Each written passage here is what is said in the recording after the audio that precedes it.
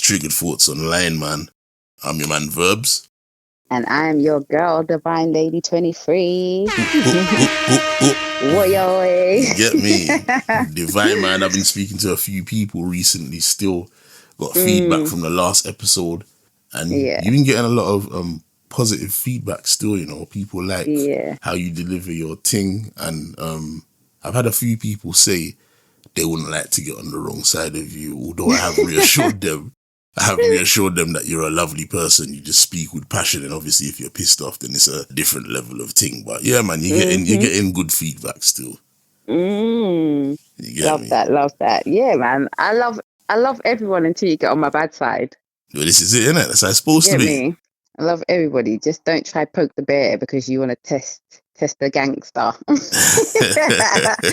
I grew up in the trenches, so the gangster's still there somewhere. I just archived it, but it can pop out at any time. Oh, this is it, innit? Once you got that within you, man, it's always there, innit? It's whether you decide to activate when you need it, you know? This is it. But I do prefer to be in my feminine energy. We love that. Yeah. But listen, people, I'm just gonna say, man, we're Triggered Thoughts. We do what we do. We've had some changes, you know how the thing goes, but we're still rocking and rolling, you know. And I have noticed in the last episode, the numbers were a bit low. Not that we care about numbers, because we're not really a numbers game people, innit? Do you get me? But it did catch my attention, and it kind of makes me feel like, are we possibly shadow banned? But if it is, we've been shadow banned a few times before. It is what it is. We'll just keep doing what we're doing. And those that want to hear the message will tap in and they'll get it, especially the main followers. So if you ain't subscribed, subscribe and get access to the thing, because if you're not subscribed to us, the way we are possibly shadow banned, the algorithm is not going to allow our content to come your way, innit? So I would encourage people to just quickly click the subscribe button. If you don't want to, we can't force you. It is what it is. We're still going to keep moving anyway. Do you get me? Yeah. But like up the thing, people, man. Subscribe to the vibe. But listen, let's rock and roll. Let's jump straight into this one. I'm going to ask you.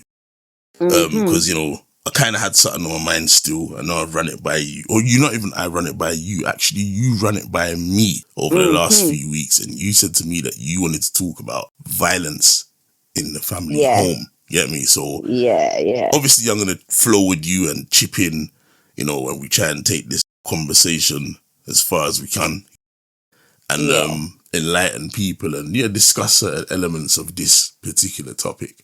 What are you saying about this topic, man? Well, go on, talk to me. Okay. So this topic is quite dear to my heart because growing up, I saw a lot of violence and experienced a lot of violence. And even though I've told like parts of my story, I haven't always gone in depth, but I can't lie, I experienced bare violence growing up in what was supposed to be my family home. Right. And, you know, I think a lot of people experience it in some kind of way. And it's definitely more. It's definitely more of an experience than what people think, innit? And I just want to say that it's not mutually exclusive to just women. Because there's men who suffer from violence too. Absolute facts. And people don't think that that's possible, but it's very possible. There's a lot of violent women out there that take advantage of a man's kind nature and think that they can hit him because they know that specific man's not going to hit them back. Yeah, or even women that take advantage of their sons. Yeah, exactly. And I think it can come in different forms, if I'm honest. So I feel like sometimes it can be man and woman and man, you know, or it could be parents to children. Facts. For me growing up, I say all of the above. We experienced like man being violent to a woman and man being violent to children. Do you know what I mean? Because I literally saw my mum get sliced clean in the face with a machete. Really? Yeah. And it's quite traumatizing because I remember up to the point where she got sliced, but after that, my memory just blocked it out completely. I was You going to know, say, like, obviously you being a child, how old was you when that happened? I think I was in my teens. Okay. Yeah, Yeah, I was going to I say, think I was like, in my teens. even if you're a teenager, like, we're not privy to every single detail when certain things start to, take place in the household, like how it started off. The full Mm-hmm. details we usually tend to just see when it gets into its full swing. Do you know what I Yeah. mean? So, like, even to ask you to break that situation down, I'm kind of Mm. unsure whether you'd be able to do that, but if you can do it as best as you can, if you're comfortable with it as well, Yeah, yeah. do your thing, man. Yeah, so I don't even know what the situation was that triggered it, but the person who did it was the man that was supposed to be my stepdad. Well, His name was Danny Jackson. you Some throwing people might names out know there him. like that, yeah? Yeah, literally. We're not saving no one. So, Plus, you say no beeps for the names. no beats for the names. Danny Like, Jackson's gonna literally. get full smoke. Yeah, he came into our lives when I was 4 and my brother was 2. And then a few years later, my mum had a son with him. Right.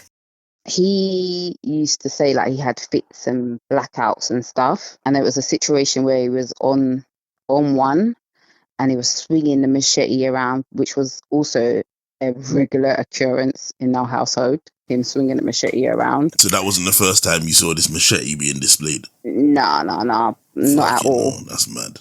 That machete got swung around my head like constantly, literally, Really? definitely. Why your head? Because I was the one he sexually abused, Oh, and fucking no.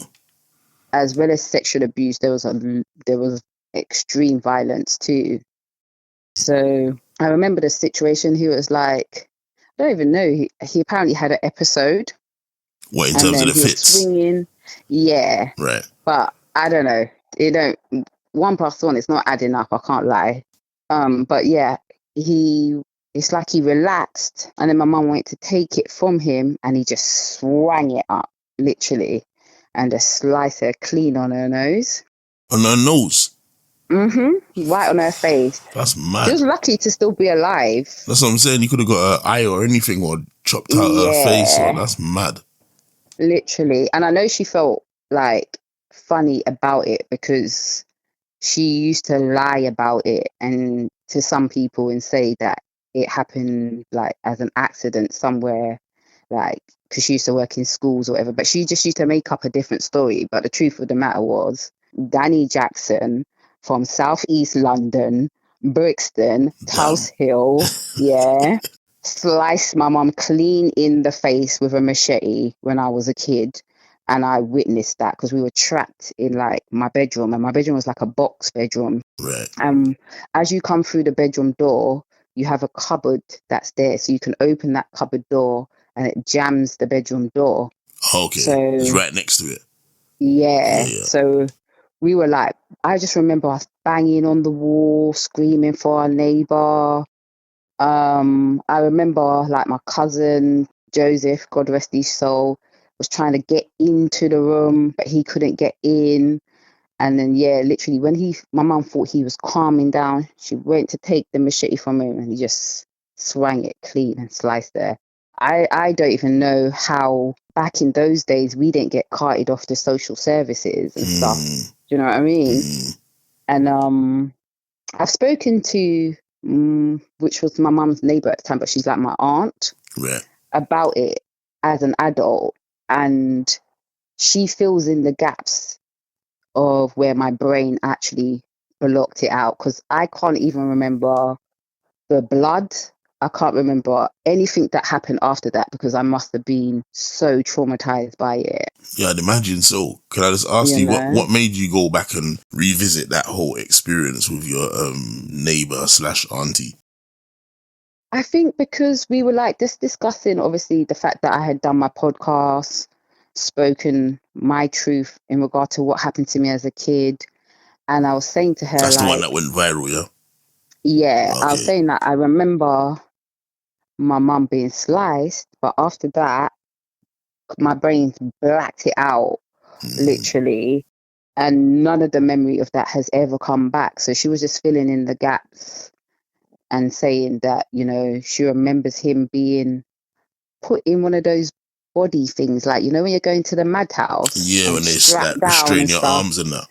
Yeah, and she Right. was saying she remembers my mum saying, oh, he didn't take his medication. But the only medication I knew him to take was for epilepsy, because that's for fits. That's not for Yeah. mental health Yeah. or any of those things. Do you know what I mean?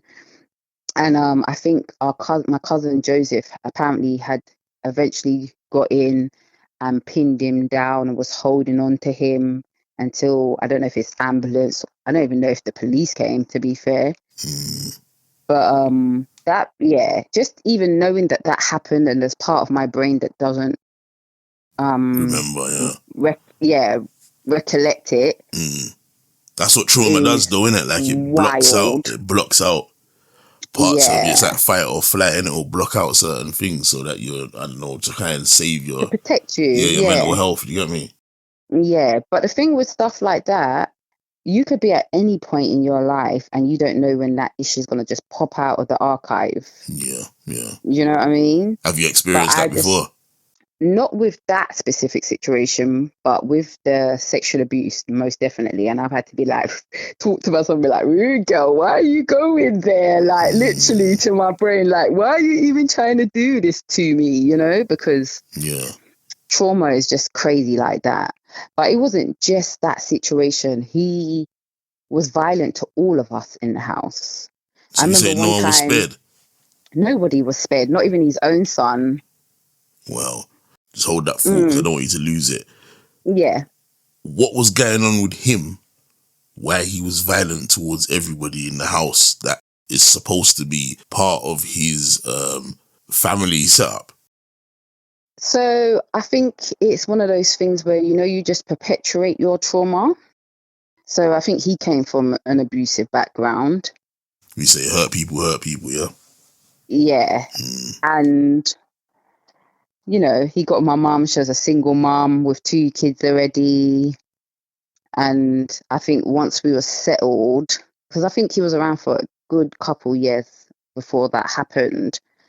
And I'm not gonna lie, as a kid, I loved him off. Like, literally, like, I looked up to him as my dad until he completely flipped the script. Because, you know, sometimes people will say, how didn't you know? When all of those sorts of questions, but people can mask themselves very, very well.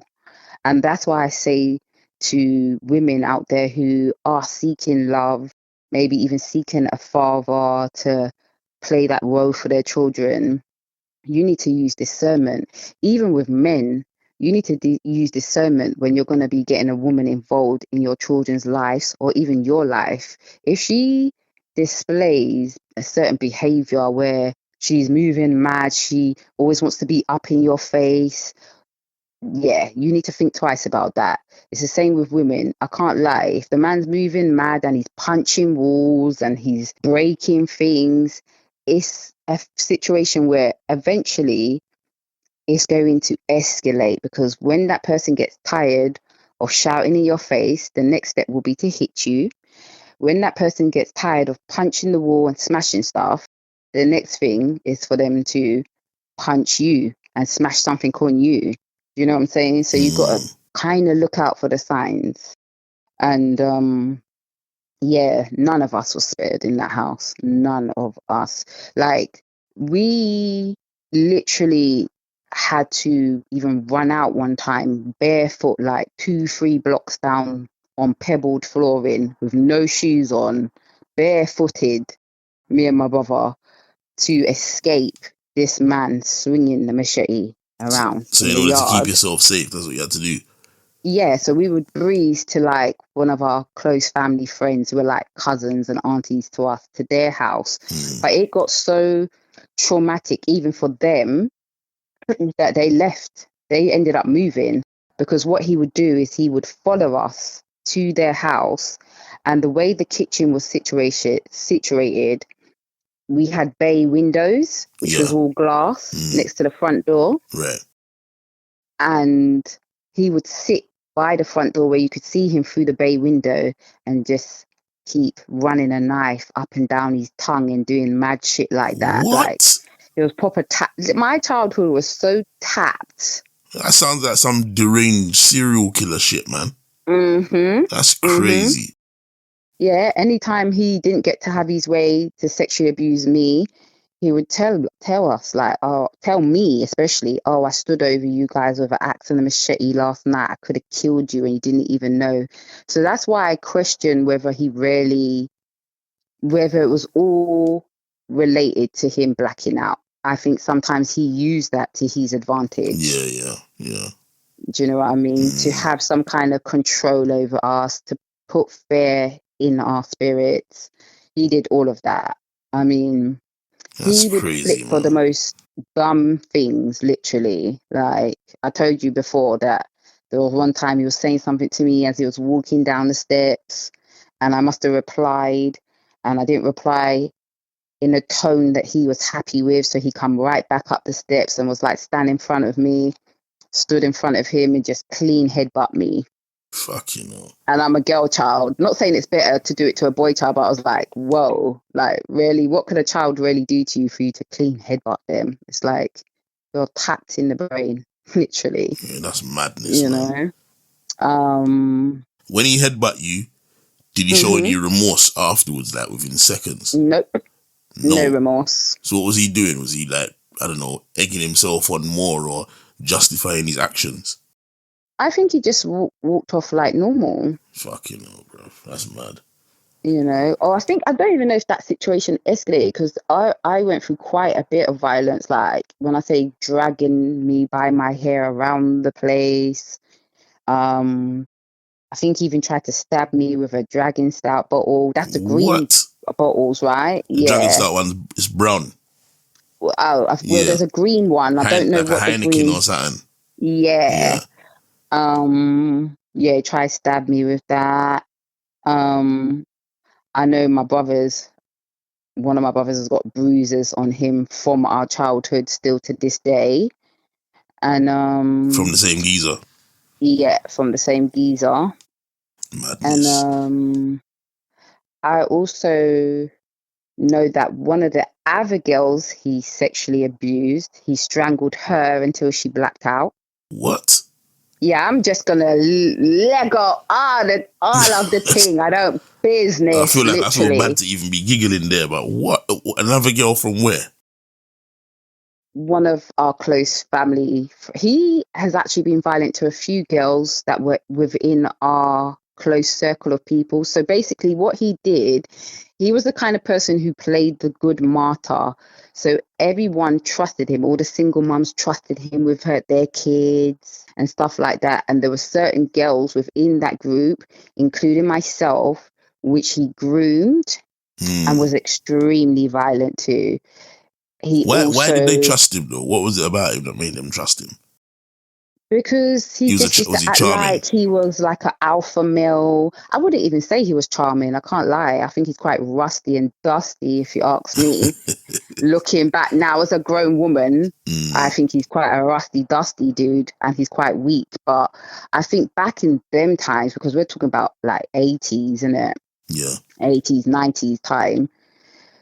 I think the women thought he was probably charming, and he acted like he was a good guy. He acted like, yeah, he was the alpha male when nobody could trouble him. And, he just gave off that bravado. Right. But it was exactly that, just a facade, a bravado facade, literally.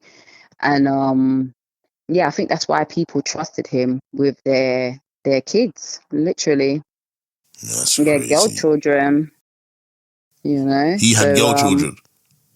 No, he didn't have girl children, but women which were close to my mum, they trusted him with their children, and he took advantage of that because he also hurt a couple of other girls that were in the group. Do you Literally. think when you like looking back, being a parent now yourself, do you think that those people in your social circle, extended family, extended friends in your local area and stuff like that trusted him, do you think that there was enough signs that they should have seen and known better? I think initially, no, because we Okay. all trusted him. I even trusted him as a kid. Do you know what I mean? But as time went on, yeah, there was definitely signs because he just started moving mad. And apparently, it all stemmed from one situation that happened with my late uncle. And he was trying to stop my late uncle from being violent to his girlfriend at the time. Got involved in that and must have hit his head, apparently. And then from that, he had fits and strokes and that sort of stuff. So he always related his issues back to that. Right. But I don't think it was just that, to be honest. I think he was someone who lead in having a certain amount of power over people and Yeah. installing a certain amount of fear into people. You Yeah, know? that's mad. Like, where do you think that comes from? Usually, to me, I don't know if you agree, but to me, that Hmm. usually indicates that somebody's pretty. Forgive me when I say it, although you don't like the geezer and that, but Mm. weak and vulnerable, but they put on a persona that they're the opposite. Hmm. Yeah, 100%. 100%. Because when he met my mom, excuse me, he was very quiet, Mm, literally. And my mom wasn't the type of woman that you could even play with. So people were very shocked that she now had this guy who had so much control over her, her children, was clearly physically violent to us. And she stayed literally for a good length of time. People mm, were very shocked by that because my mum wouldn't have it. Literally, she used to be the one that would stick up for her siblings if somebody troubled them. Like, she's all told me stories when she was alive that one time someone tried to bully her sister, a guy, and she walked into the toilets and he must have been in the toilet stall and she just kick open the door and bad up the man. So everybody was extremely surprised that my mum ended up in that situation. And he wasn't violent to her all the time. It was the kids that mostly got the violence. And right. even that situation, letting a step parent come in and beat on your children and all those things is wild. No one can beat my children, not even their own dad. That's why you got I that don't strong. even That's why you got I that don't strong even beat my opinion now, kids. innit? Yeah, I don't even beat my kids, and I know it's because of my childhood, Yeah, literally. yeah, And he wasn't the only man I saw be violent to some of the women around me that I looked up to as my aunties growing up. There was a few men that I saw doing violent things, literally, mm, when they didn't get their own way, and they just used to do it in front of people. Rago, there was no hiding it. So if they wanted to beat their woman outside in front of everybody, that's what they were doing. And the worst thing about it for me, witnessing it as a child, was seeing that all the men that were there would just stand around and allow it to happen. yeah. It's a mad one because obviously, fundamentally that's wrong and you shouldn't be doing that. If you're doing that, then there's something wrong there that you need to kind of sort out and try and get Hmm. some self-discipline and not get yourself to a point where you're behaving like that. But at the same time, not that I'm excusing it at all because you just can't Hmm. excuse that shit. But it's sad to say this, but it's like a sign of the times where that behavior was somewhat deemed as normal in Hmm. certain communities, isn't it? Yeah, definitely. Definitely. It was seen as normal. And I Mm, witnessed that firsthand growing up as a girl child, that it was normalized, literally. And I think that's what makes me think, nah, if you lick me, I'm guaranteed to lick you back. I might even lick you twice. I'm not even gonna lie now. Because if you're gonna lick me, you need to knock me out. Otherwise, you're gonna think I'm a mad dog with rabies, the way I'm gonna keep coming for you. Like, mm, I'm not having that. I'm not even having someone beat on my children. I don't care who you are, yeah. literally. So it definitely shapes you a certain way. Mm. Um, but it didn't make me have hatred towards men because I Well, know that's a that good thing because I nowadays can't. that's an easy thing to happen now, and a lot of women are suffering from that. They get one experience and Yeah. they hate all men. Yeah, but no, I can't tarnish everyone with the same brush. I go by people's individual merits, how they behave. and maneuver. So That's a I smart don't thing think to that do, all yeah. men are like that. But I definitely saw a lot of men that didn't give two fucks, literally, when I was growing up. And they would raggo, beat their women in front of everybody. And the men that were supposed to be the protectors would stand around like some big time pussy holes. And I'm just going to say it just like that, literally. And even, I think pussy hoe is even a good terminology to use because pussy is strong and they For weren't real. strong. They were very, very fucking weak, literally, So, What do yeah, you, it what do was you, what do you think? wild. What do you think made them stand there and just watch that though? Do you think that's like, I don't know, like a ranking thing in terms of, this guy that's doing it at the time is one of the top dogs and they can't challenge it? Or is it a thing where these men all do it, it's just not their time to display it in public yet, so they the situation is relatable, it's something that they would do? Because I do know back in the day, Mm, and there was our culture of people, I'm going to be honest with you, did do mm, that back in the day where they'll put their hands on their woman. If we speak about grandparents' times and whatever mm-hmm. not, that was normal, innit? Especially coming from like the Caribbean and Africa and so on and stuff, yeah?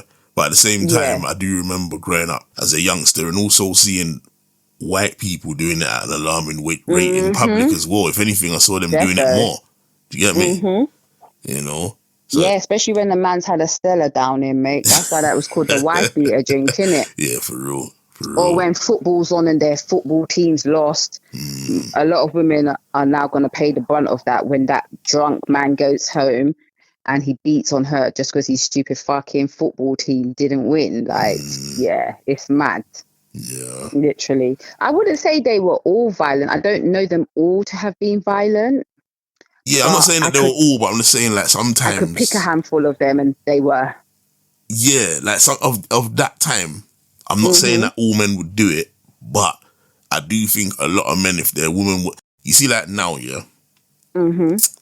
you get women with the mouth where they can literally strip you naked, Yeah. with your pride when it comes to telling you about your Ross.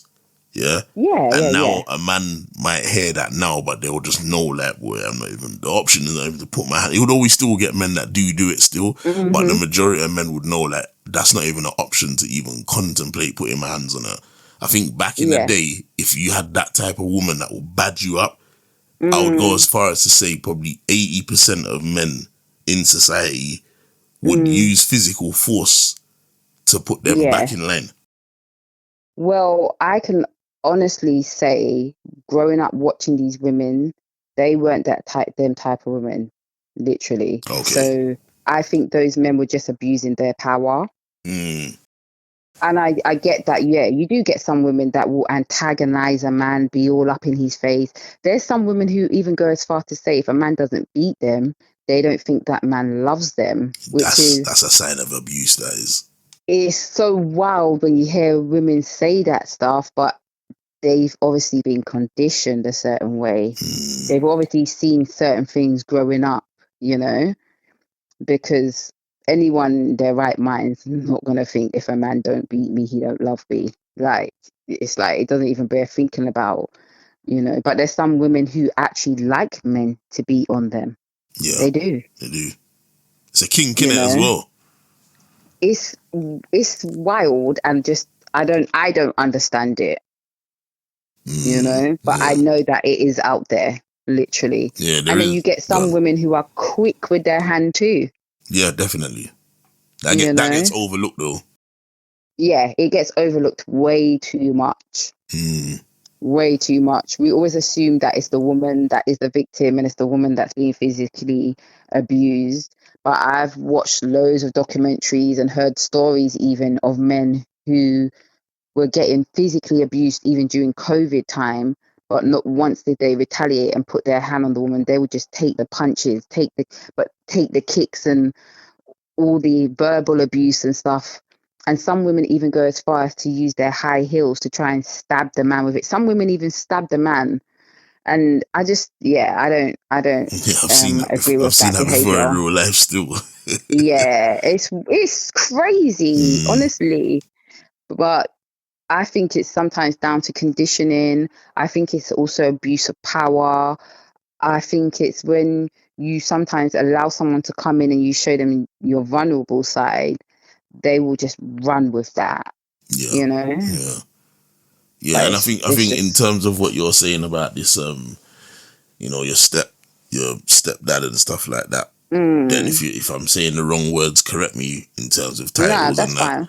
But Mm-hmm, he probably, you said you made reference to him being shy in the beginning, but I think mm-hmm, he probably realized that he is able to have pulling power when it comes to somewhat vulnerable women. mm, Because I'm not being disrespectful, but when you mm-hmm, born and raised on a council estate back in the day, mm, the reality of the matter is in the 80s, 90s, maybe in the 2000s, before they kind of mm-hmm, capped that shit, if you was on a council estate, you were on a council estate, especially as a woman, because you was a single mum. You got your mm, flat due to being a single mum. Do you get what I'm saying? yeah, A lot of the time.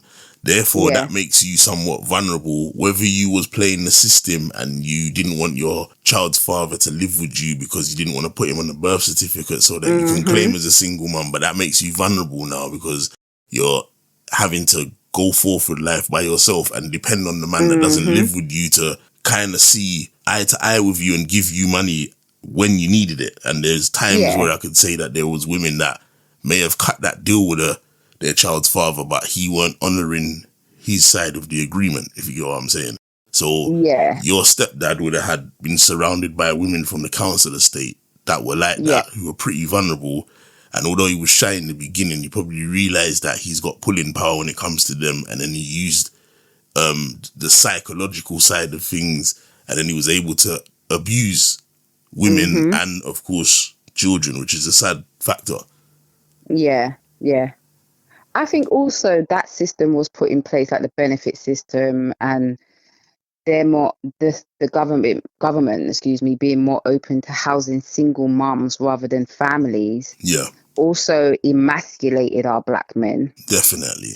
They didn't want to have two parent families, like literally when it came to black people. And I'ma just talk the thing. They No, didn't. you're right. And you know what?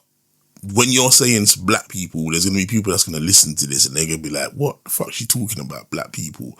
People live on council estates, not just black people. But Yeah, of if course, we're I'm not white honest, people, but I can only comment on my race because it's my experience. of I'm not course, but also, denying that it wasn't affecting the Caucasian community or the Asian or the, those other communities, yeah, but the but I can majority of only people on comment a on council mine. estate were black.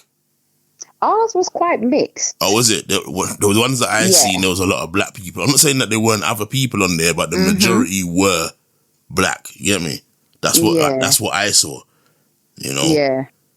Yeah. I feel you. Ours Yeah. was a bit mixed, I'm not even gonna All lie, right, because cool. there were Caucasian families on the estate, but they had different types of issues. Like maybe their mum was an alcoholic.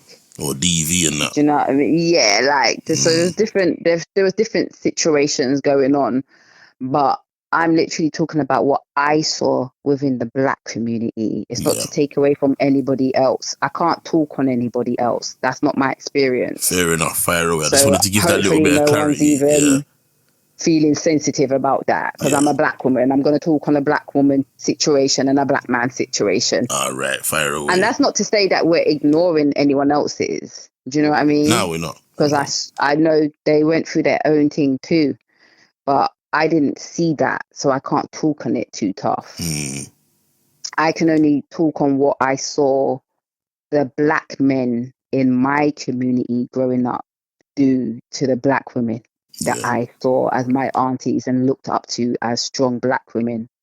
Nah, for real. For real. Yeah. I agree. And then obviously you obviously like spoken about what they're doing to the black women, but obviously the children too. And we have to be Yeah. honest and And the say, children. yeah, in the times where we was growing up, there was a lot of children that got physical Mm-hmm. reprimands. You get me? Consequences. They got Yeah. beats with belts, and Belts was a light work, bruv. that's what I'm saying. Like some of them got beat with a curtain wire. Well, this And is it. sometimes that violence didn't even come from the man in the house. It came from the woman. And sometimes it came from the woman because she was experiencing violence from her husband So then the kids will get the brunt of that because she can't be violent to him. So somebody else has got to get that anger and that vim and that frustration, right? So Sometimes you it's have life as different well. scenarios. Yeah, Sometimes life just literally. gets on top. You're frustrated and you just let off. Do you know what I mean? Yeah, exactly. Yeah, I know of a black mum that was on the estate where I grew up. And yeah, I'm not going to mention the person's name just out of respect for Even if them. you did, I'd bleep it anyway if you wanted me to. Like But yeah. the child, I'm not going to mention the child's name, the young man that it happened to, but his mum pimped him out. What? She pimped him out to other men, literally. That's So fucking crazy. It happens he though. would, yeah. He would literally come down because obviously we had masonettes, but there was also another level. So they put masonettes on top of masonettes, but Right. it looked like a block of flats. But in those flats, you had upstairs and downstairs. So I think they're called masonettes, right? Yeah.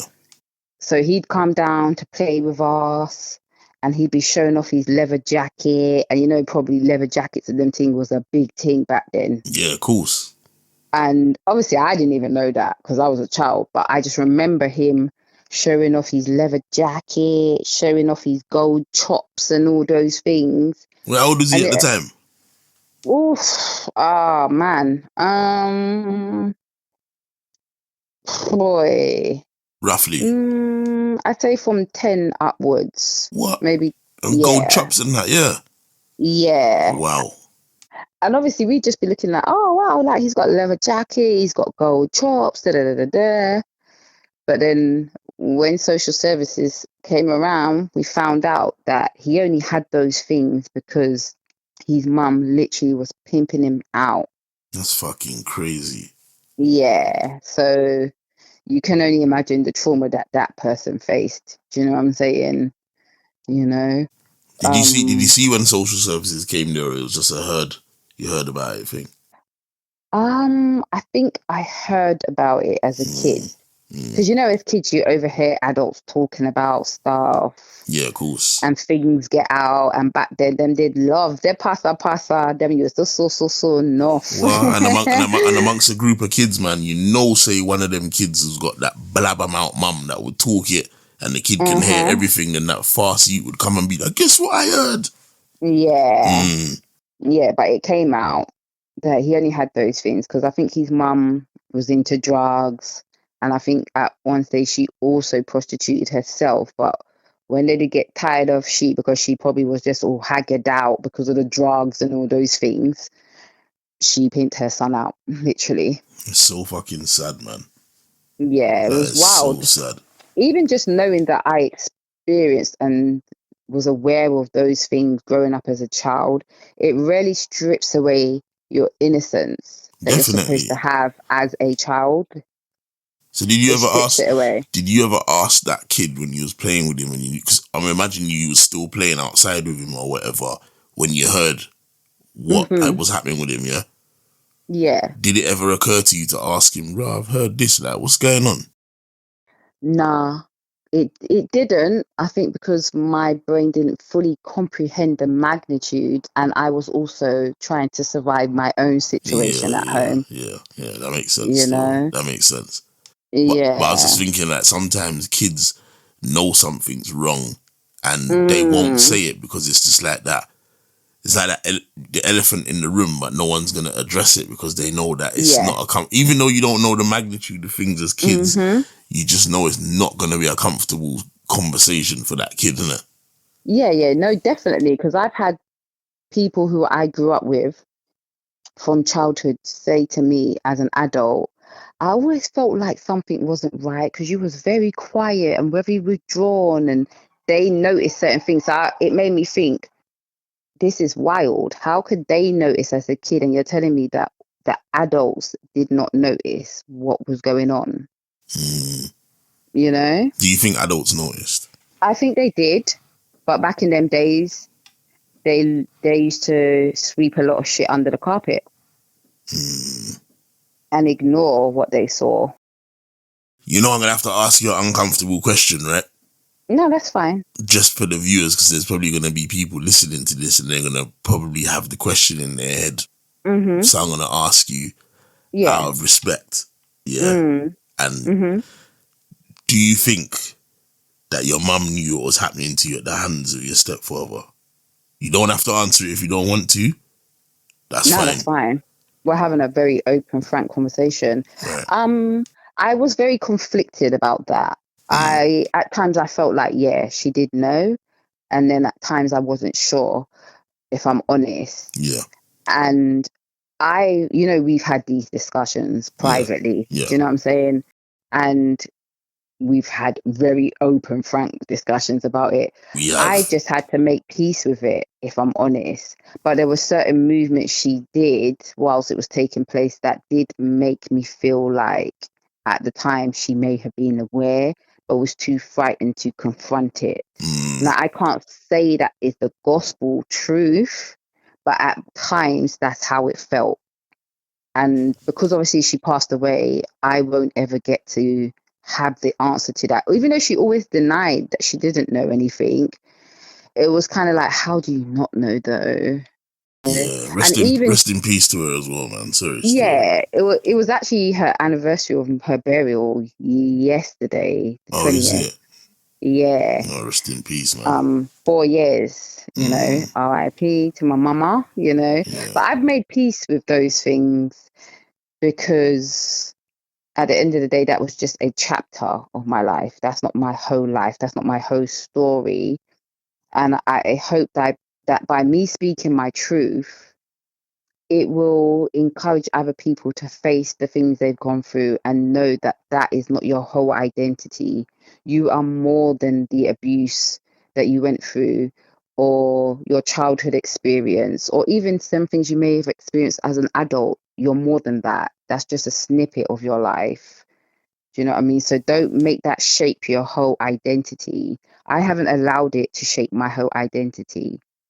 If anything, I've allowed it to give me strength enough to be able to talk about it. I don't feel no emotion when I talk about it. It doesn't even trigger any emotions in me. It's very rare that that will happen. I don't feel upset. I don't feel like that's my identity. I don't feel ashamed. And I hope that by me speaking out, it will help others to not feel ashamed and to overcome certain things that they may have experienced that was a negative impact on their life or that may have tarnished certain chapters that they've experienced Mm. You see, on that's their what I love about childhood. you. Like we've had conversations about this, and there's things that you say in terms of you Mhm. don't class yourself as a victim, you class yourself as a survivor, which is a Mhm. very bold statement, and you encourage people or other women that have been through these sexual abuse situations at the hands of family or whoever to see Men and themselves, women. yeah, men and women, sorry, to see Yeah. themselves as survivors rather than victims. And the fact that you're Mhm. saying now that you don't make it define you, that's just a chapter in your life. There's Mhm. other chapters that you have lived or have to go through, and you've done the work, which you've said before when we've Yeah. spoken, where you can now look back on Mhm. the abuse or talk about the abuse and it doesn't trigger or upset you in the way that it probably once did because you've done the work to move past it. And I think the Yeah. fact I'm that still doing the work. of course, that's what I'm saying. You're gonna always do the work, but the mere fact Yeah. that you are giving people that could be listening to this an account of where you Mhm. could have been and where you actually are now, I think is Mm. very powerful because there's going to be people listening to this that either have been through it or know Yeah. people that have been through it, and they might Yeah. look at it as a hard feat to get past. But what you're saying puts things into perspective that it's definitely possible to get Mhm. past this situation. So, yeah, man, Yeah. big up to you, man, honestly. Thanks, bro. Thank you. I appreciate you. You know what it is? You have to go through the stages. And I think when you've gone through certain things that are very traumatic, a lot of the time people don't want to hash over it. They don't want to sit with themselves because then they're reminded of what happened to them, what they went through. But unless you allow yourself to do that, feel, heal, and move through it, you're going to stay stuck. Hmm. You're going to stay stuck. And the first point of call is to not see yourself as a victim. Think of all the people who have gone through certain situations, some even worse than the situation that I've been through or that you've been through. Now I'm talking to the listeners, right? And they did not survive. But for some reason, God saw it fit for you to survive. That's not by accident. That's not by coincidence. There's a reason for that. That's because God has a bigger plan for your life, a bigger purpose. I never thought in my life that I'd be talking on these things, but I was spiritually led to talk about my life and certain things I've gone through in order to help other people. And I'm going to do that and put my best foot forward, because I'm always encouraging people, allow yourself to feel it, allow yourself to cry, allow yourself to get over the guilt, the shame, even when the people you think are going to support you when you come out and tell your truth don't support you. You still know how to stand 10 toes up. Even if they don't believe you, you know what happened and God knows what happens. Why do you need them to validate what you went through? I don't need no one to validate my story or my experience, what I went through. I've had people tarnish my name and say, oh, she's lying, she's on drugs, I she's was this, she's just about to that. ask you that, because I think that's so important for the listeners to Excuse hear me. still. But carry on, sis. Yeah, because sometimes you eventually pluck up the courage because it becomes overbearing. You're carrying this seed of darkness in you, this seed of pain, and it can become very overbearing to the point where you just have to let it out. But then when you let it out, you're not always going to get the reaction that you think you're going to get from the closest people to you. They're not always going to be the ones that are your support network. Sometimes through no fault of their own, because I think, like I said before, I think sometimes the family and people around you carry the guilt of knowing that that situation happened to you and they didn't do anything, or they didn't know to even be able to help you, or they just go into complete denial because they hold this person to a certain hierarchy, a certain level, and admire that person. So they think, oh no, that person could never do that. But I do get all of that. Sorry to cut you. I do get all of that still. And what yeah. you're saying is actual factuals. Yeah. Mm-hmm. But I do honestly feel that if you're a parent, or even if you're an adult who hasn't got their own kids, but you're around like your nieces and nephews and all those kind of things, when you hear a child say something happened to them of that magnitude, sexual abuse, Yeah. physical abuse, rape, whatever it is, yeah, Mm-hmm. it's worth an investigation. And it doesn't matter how much you think, oh, that person would never do that. Surely we can't just close the door and be like, nah, we're not going no forward. We're not going no further with this.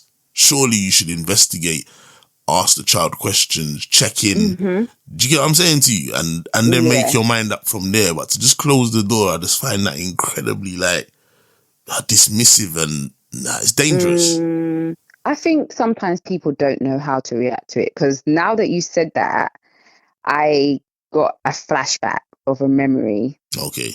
And I remember one of my mum's close friends at the time had come to the house, but my mum wasn't there. But I had been left alone with him, right? Oh, wow. And I was really overwhelmed at that point. So I literally was whispering to her when he was out the room that this man is sexually abusing me. And I just was just overwhelmed with it, literally. Did she So get I the message that you literally, was telling her?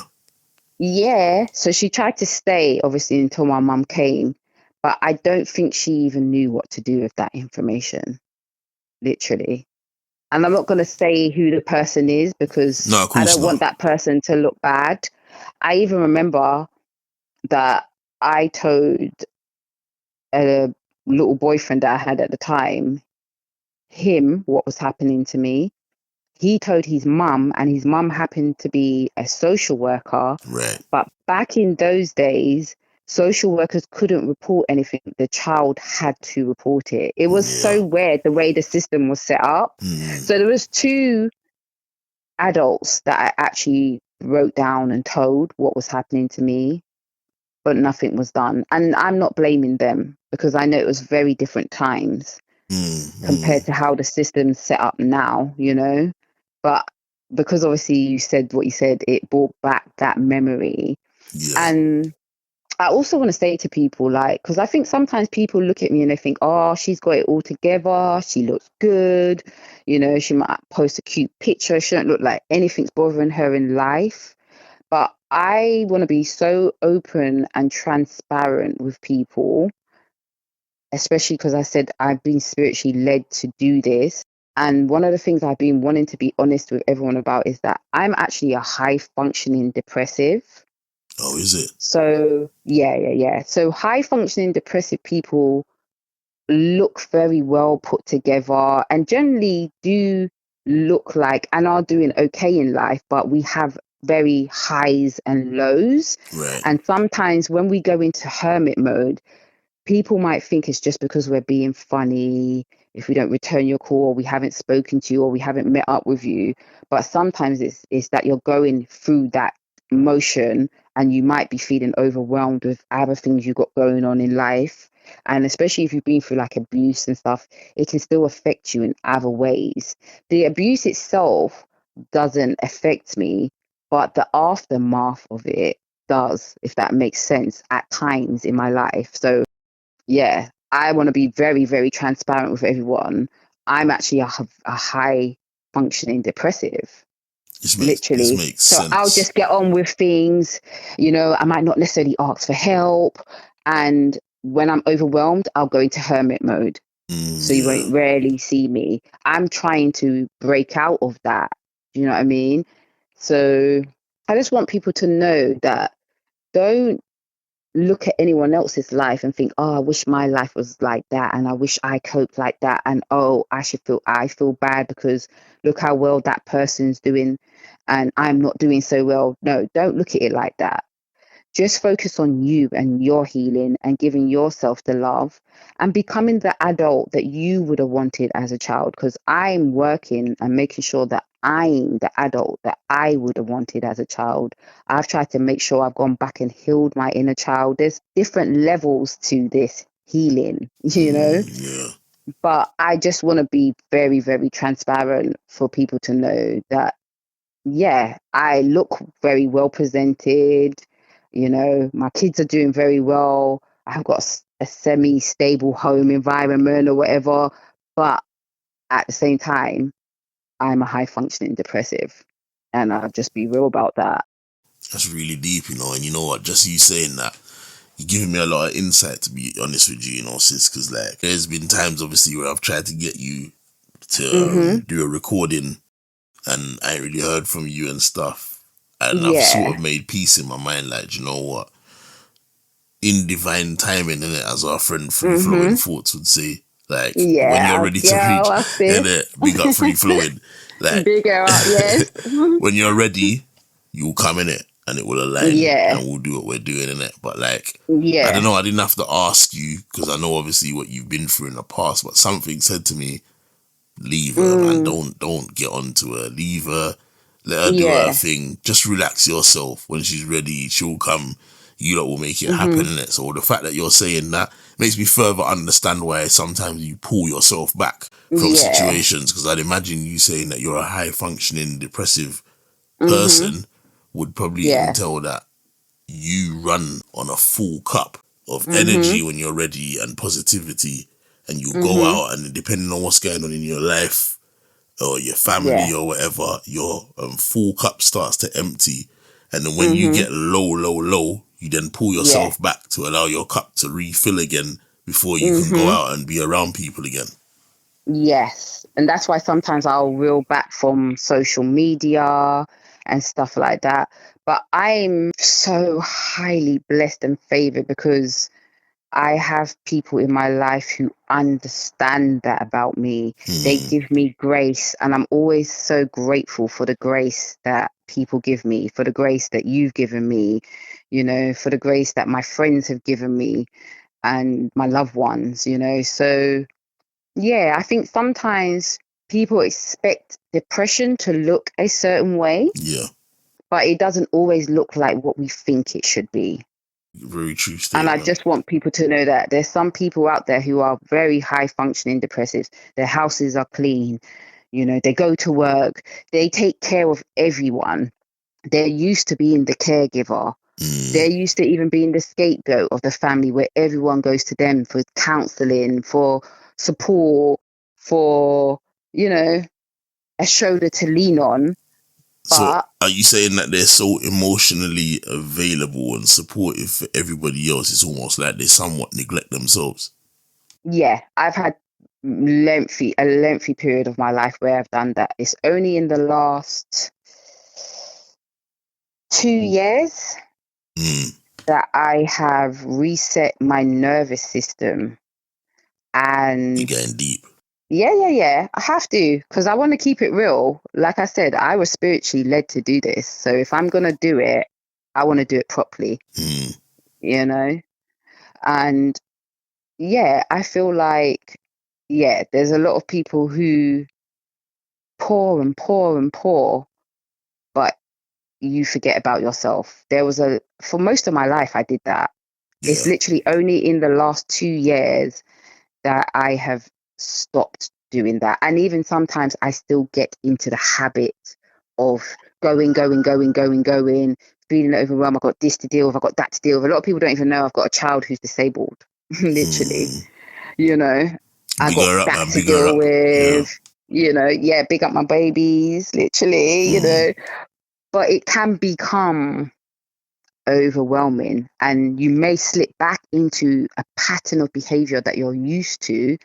Is then for you to pull yourself back out of that and be like, well, no, actually, what is my body saying to me?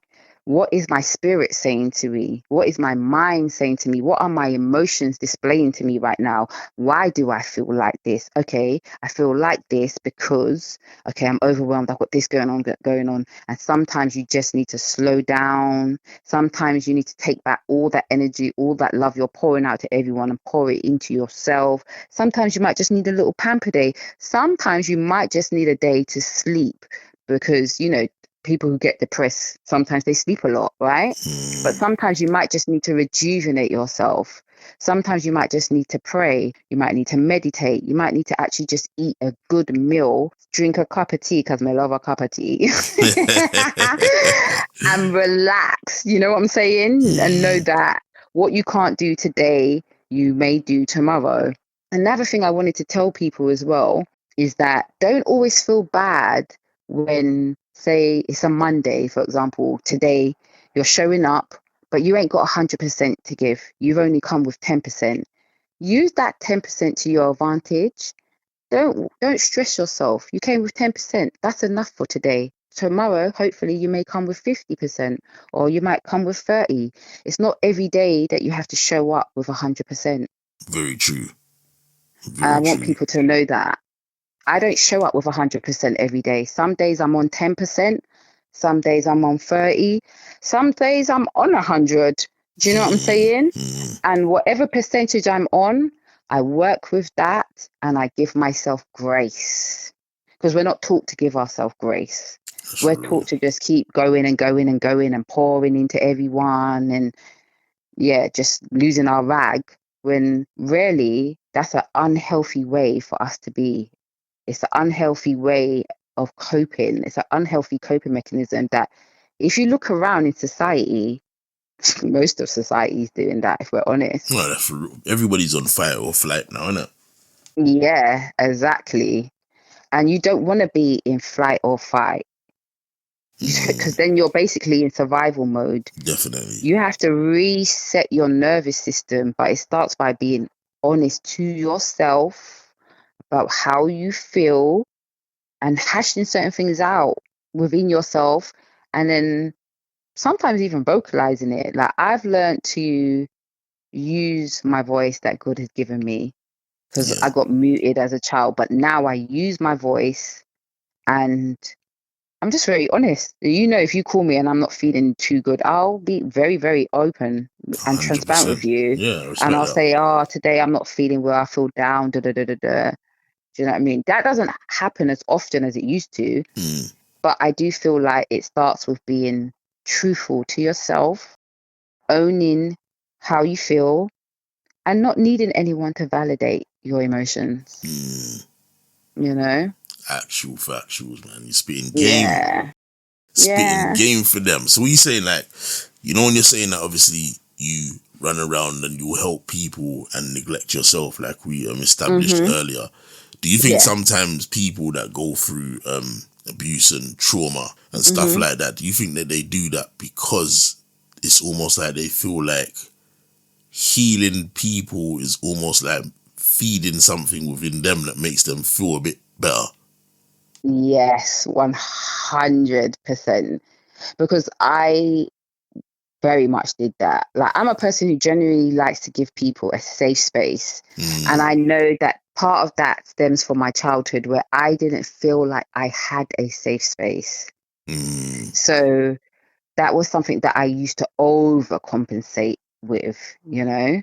Yeah. Until I realized, yes, you can give someone a safe space, but they also have to be open to it too. And they also have to do their work. It's not your job fully to give that to them. You can help them along the way. But first and foremost, you need to give yourself a safe space, right? Yeah, definitely. You know, you need to be honest with your emotions and know that your emotions are safe with you first and foremost. And then you build circles of people who you can then share those emotions with, who don't make you feel bad for it, as long as you yourself are doing the work. Definitely, exactly. And you got to do that work by yourself sometimes, and some people are afraid to be by themselves, which usually means that they don't do the work. Mm-hmm. Do you get what I'm saying? I love solitude. I love being by myself. As much as I love people, I very much love being by myself. I'm not uncomfortable with being by myself. I'm not triggered by the silence, where a lot of people get triggered by the silence and being still. That's why you notice a lot of people in society just constantly keep busy. Most of the time, it's because they're running away from something that they are scared to face in their life. That's what I was gonna ask you. How important do you think it is for somebody that's been a survivor of abuse and stuff? How important do you think it is that you must be able to be by yourself in solitude, be at peace with yourself? How important do you think that factor is in relation to you going down that journey of healing? Excuse me. I feel like it's very important. It was very important for me because I can be on my ones in my house and I'm happy as Larry. I'm happy as Larry. I don't even have to speak to no one. Do you know what I'm saying? As long as I got my little comforts or whatever, I'm cool. Like, and I think it's very important. A lot of the people I know who have been abused, when I break it down to them that they have to slow down in order to help their healing, they will be very open with me and tell me that they don't like to slow down too much or be still or stay at home on their own and things like that, because their mind starts to tap into the hurtful things that they've experienced. But And then I you fully live, get it. but then you live a life of chaos and erraticness, then, Constantly. innit? And then Exactly. Then you're never really going to get to the healing point because you're running away from it. this is it. So allow yourself one day, just sit, be still. If you need to cry, you're allowed to cry, babe. You went through it. You know what I'm saying? If you need to scream, if you need to smash a plate somewhere, I mean, they got places where you can go and smash plates to release anger and your feelings. You know what I'm saying? Yeah, for real. Like, maybe take up one of those classes. I don't know. But the more you run away from it, the more it's like, I would say, a volcano bubbling. There's going to be a point in your life, whether it's in your 20s, your 30s, or even maybe your 50s and 60s, that is going to erupt.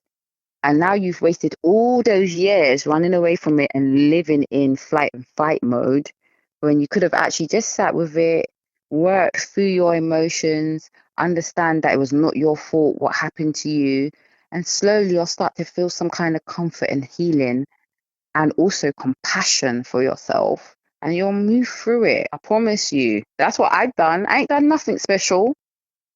Ain't done nothing special. I've gone through my own battles, even like, I used to smoke weed. I don't smoke weed no more. I used to use weed as a crutch Literally, especially when my mum died, I was rinsing weed. What? Wake and bake was my thing. I'm gonna be so real, literally. I'm gonna start calling you And Wiz Khalifa, you know.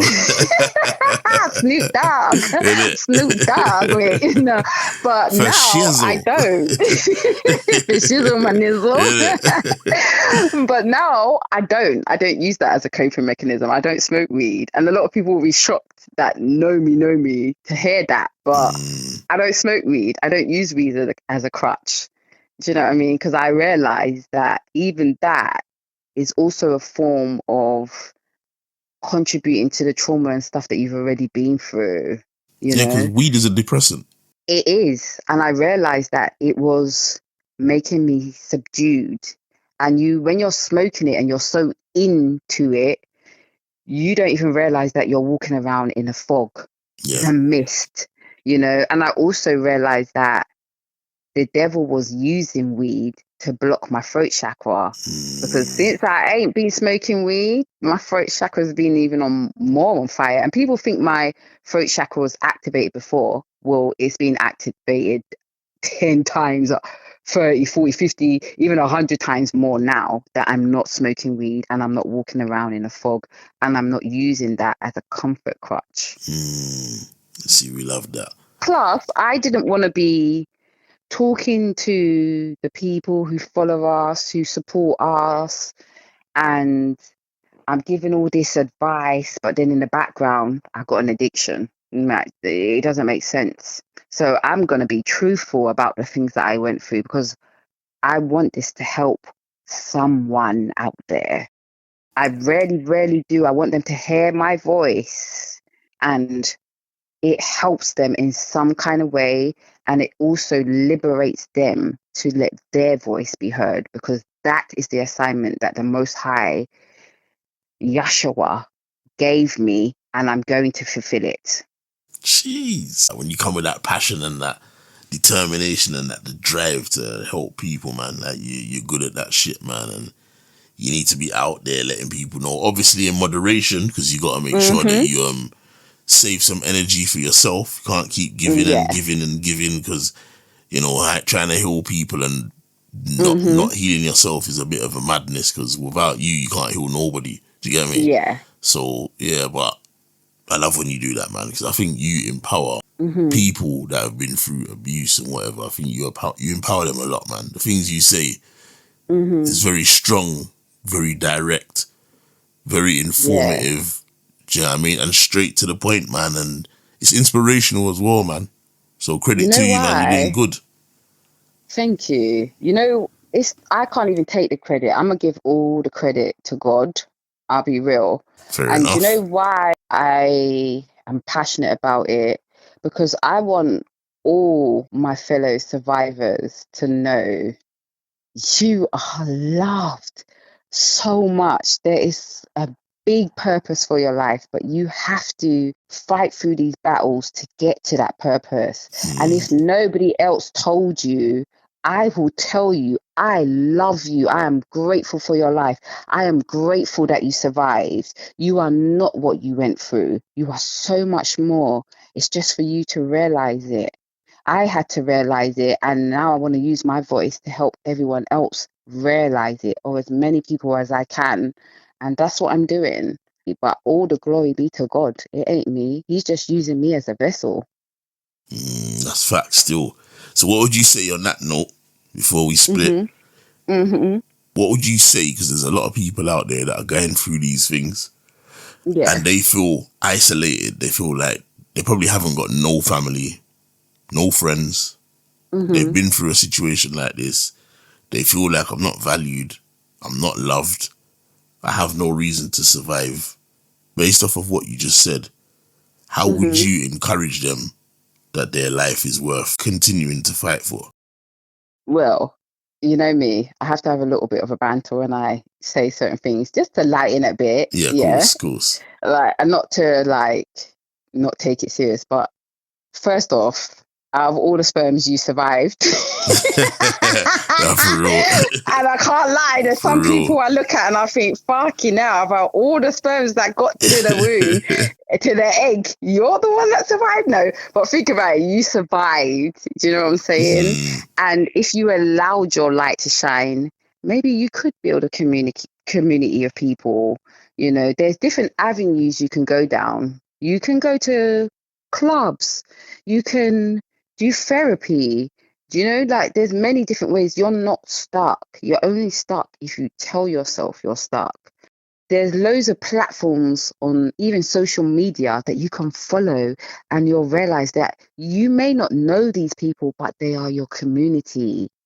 Facts. Half the people that follow us, they're our community. That's your circle. You just put a little comment in the comment section. Somebody might reply back to your comment. Somebody's going to show you love, babe. That's Like, real. you're not stuck. You're not on your own. That's what the negative thoughts in your mind want you to think. They want you to think you're unworthy. It's part of the conditioning and the abuse that you've already gone through. That's why you have to reprogram your mind, reset your nervous system, and heal your inner child. And it's not an overnight job. It's not even a job that ever ends. It's a continuous thing. But just keep taking those steps. Trust me, you're going to be good. You're going to be good. And hopefully one day I'll set up a community where people can come together, a safe space. I might even do that. If people actually want me to set up a safe space and people hit me up, I'll actually consider it. Setting up a safe space, even if it's like a WhatsApp chat, and we know that's a safe space. If you're feeling down and you need to be poured with love, you need us to pour love into you, then, you know, those things can be set up. Those things can be arranged. God has a bigger purpose for all of us. So who knows where it could go? You know what I mean? I love that, man. And as long as you give other people grace too, and you keep it positive in the sense of like you're not tearing anyone down, it's not impossible. Like, so if there's a lot of people out there who feel like they want a safe space, it can be set up at some point. It literally can. And there are safe spaces out there. You have to want to seek it to do your healing. You can't run away from it. You know? Very, very good responses. Very good response. That is definitely something that anybody that's going through isolation and struggling with being a survivor of abuse and that, they can definitely take that advice and run with it, man. Definitely. 100%. Sorry to have cut you. Yeah, Nah, go on, go on. 100%. I've even had random strangers hit me up in my DMs, and obviously I have my own stuff going on, but I do try to generally reply back to the people who might open up to me and share their vulnerabilities. Obviously, I can't do all the work for you.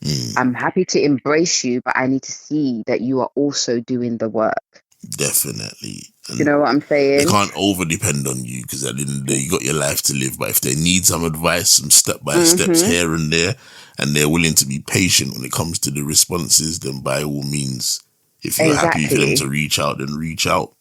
Yeah, because none of us can put our whole weight on someone. You'll eventually end up crushing that person, right? And they may have their own things they're dealing with. And I can't do the healing for you. I can sympathize. I can give you some advice. I can give you some tips. I can tell you how I may have overcome certain things. Do you know what I'm saying? Or if I've even gone through that particular situation that you're going through. But you also have to do the work. 100%. To have to do the work. Real talk. Do you want to, I don't know if you want to give them any social media details for you, if anybody wants to reach out, or if you want me to add it to the end of this episode or something. Yeah, I think most people know I'm your girl, the Divinelady23, aka Let Your Voice Be Heard. But yeah, you probably just only find me on Instagram right now, I'll be real, because I can't do too many social media platforms. I find it overwhelming. So I am now just trying to focus on my Instagram, and I used to do like little videos of motivation before. I'm going to try get back into that just to, put some good energy out there and some knowledge and stuff. So yeah, you can find me on Instagram at Divinelady23. But don't be hitting me up in my DMs because you're trying to check me and you're unserious and all them foolishness there. Yeah. Let's And then bury them on there, man. when I reject you or I blank you, start getting in your feelings because it's not that type of party. You understand? Like, yeah, I'm waiting on my husband. Okay, my husband. Innit. Don't be trying to stalk Divinelady23, man. She's part of Triggered Thoughts, man. If you do that, you might catch two in your wig, bruv. Yeah. You get me? Yeah. So, but yeah, they can find us on your platform, my platform, Divine Lady. Don't worry, I'll attach all of that to the end of this still. Yeah, they just need to take into account that we also have our own lives and our own family and our own things that we are also working through and dealing with on a daily basis. And sometimes you may not know that by the way that we speak, because I think sometimes people always think, oh, she's so confident, da da da da da. Not every time. No, I've had to work to get to this point, and sometimes I'm very introvert. I'm not always so extrovert. And I wish people would understand that, because you see, sometimes when people want something from you, your energy, they just want to suck the life out of you. But real talk.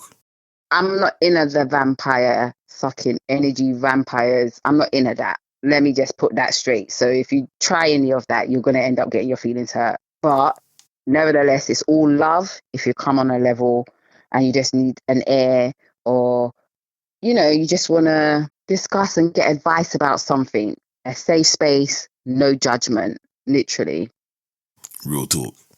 Yeah. Lovely sis, man. I like the way you put that out to them and people. Utilize the thing, extreme patience, respect, manners. Don't be trying to stalk the thing. We don't need no stands out here, you get me? So, reach out if you need the advice, and and it's always love. This is it. Divine Lady will point you in that direction, or I'll try and help you in that, but only reach out if you're prepared to do the work yourself. Don't try and trauma dump on us, man, because that's just mad. You get me? But we've had enough trauma. I'm telling you, blood, we don't need no more. You get me? Facts. Yeah, literally. You know what I'm saying? So listen, man, on that note, man, Divine Lady, big up to you, man. Like, always spitting fire. Thanks, giving out the word, giving out, the information that is very supportive, very eye-opening, giving people like a direction to go in their journey of healing. So special big ups to you all the time, always spitting the flames and fire. And listen, people, watch out for the next thing. Don't forget to like, share, comment, and subscribe to the channel. Them way there. But big up yourself. Go on. The more they support us, the bigger we can get, and then the more we can help support other people. But we need your support to support you. You know what I'm saying? It's a two-way street. So, like my bro said, like up the thing, subscribe, follow, comment, have our back. We got your back. This is it. And to all those people that watch us just to try and see what we're doing, and they don't want to support the thing, and they don't want to click no likes, and they don't want to leave no comments, they don't want to show no form of acknowledgement, middle finger to you get me? But you get me? Middle finger to you lot still. We're still going to do what we're doing. Keep watching Facios. But listen, next time we'll see you lot on Triggered Thoughts Online. And like I said, like, share, comment, and subscribe. We out of here. Big up, sis, every time, man.